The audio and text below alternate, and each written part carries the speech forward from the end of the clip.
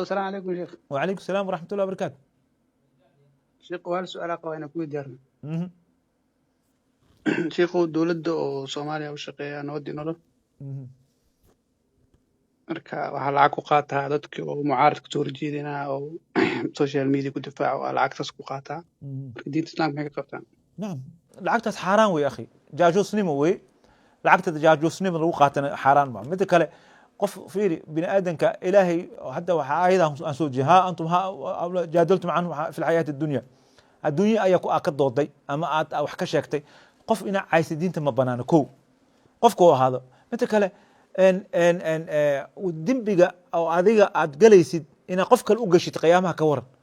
inaa qof aad difaacda dembi aad tira anaa naarta ku galaya anaa ku difaacaya naarta adiga kursiga iyo sii fadhi aniga laakiin naar bareer haddaa tira maxaa ka faa'iida walidaalika dembigu akhi lacagta lagugu siiyey xaaraan weye maxaa dhacay dulmiga lagugu siiyey qof soocay ninka ku yidhaahdo dulmiga kugu siiyey dhowr jeerna waa ka digna arrintaas ilaahay ugu toobakeen camalkaasna toobada shuruudaheeda waxaa kamid a kow inaa ka baxdid hadda arrintaas aad joojisid wixii hore aad cuntay ilaahay ugu toobakeen haddii lacagtaas aad gudi kartid aad sadaqa ama isdhaafsi kartid isdhaafsi oo dad iyo jidada dhisaa ku dar toobada shuruudahaas haddii laga helo ilahay subxana wataala inuu ka aqbala laga yaaba marka ilaahay u toobakeen qof muslim ayaa lagugu dirin qofka muslimka ah dadkan siyaasi isku haastaan kursi isku haastaan wax ka dantooda gaar isku haastaan adiga in lagu dirdiro oo lagu yidhaha hebel caay shaqa ma ahan kaas shaqa waxaa waye ummadda inaa wax u qabatid inaa waddankaas u dadaashid ahaa laakiin hebel caay iyo hebel lugooy iyo hebel soo jaajuus hadday tahay xaaraana ku jirta ilahayna waxaan ka baryay ilahay xaqaas ku tusay su-aasha aa weydiisay waxaa laga yaaba boqolaal inay jir saas loo shaqaaleysiiyey inay soomaalida quluubta isku keenaan maxaa yeeley ta'liif alquluub fiir waddanka sare la dhisay iyo ciidan la dhisay wuxuu tiraya mala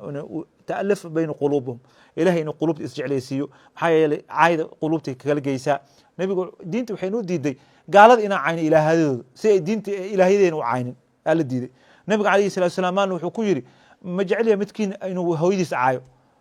markaas wuxuu yidhi ma waxaan midkiin hooyadiis markaa hooyadiis ninka soo caynaya wuxuu yidhi ninka kale hooyadiisa caynaysa adna hooyadaa lacana yaa hooyada caayada usoo jiiday adaa usoo jiiday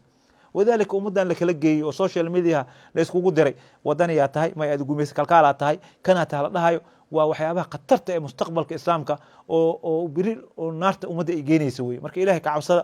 dad walaalaan nahay waxaan isku haysana waa wax yaxr weye inta isku keeni karno dadka isku keenno laakiin inaan dadka kale sii geyno oo socialka usoo galno maanta qolada kale hala tuuro qolada kale waa laga badiyey maya ma kala badinayno waddanka khasaare ku qaba naga hata kala badino waddanka waa naga wen yahay nin kastoo deeqa ilaahay inaa ninka kale walaalkaa u naseexay kaasa uu hodoonka ugu orgari karaa walidaalika taageerayaashan faraha badan aad samaynaysaan diinteena waxaa laga yaba inaad tukatida laga yaaba maanta salaadaada ilahay inuu raficin maxaa yeelay diinta dhinaca ka qaadata salaada ka tukataa laakiin halkan ummadaa kacaysa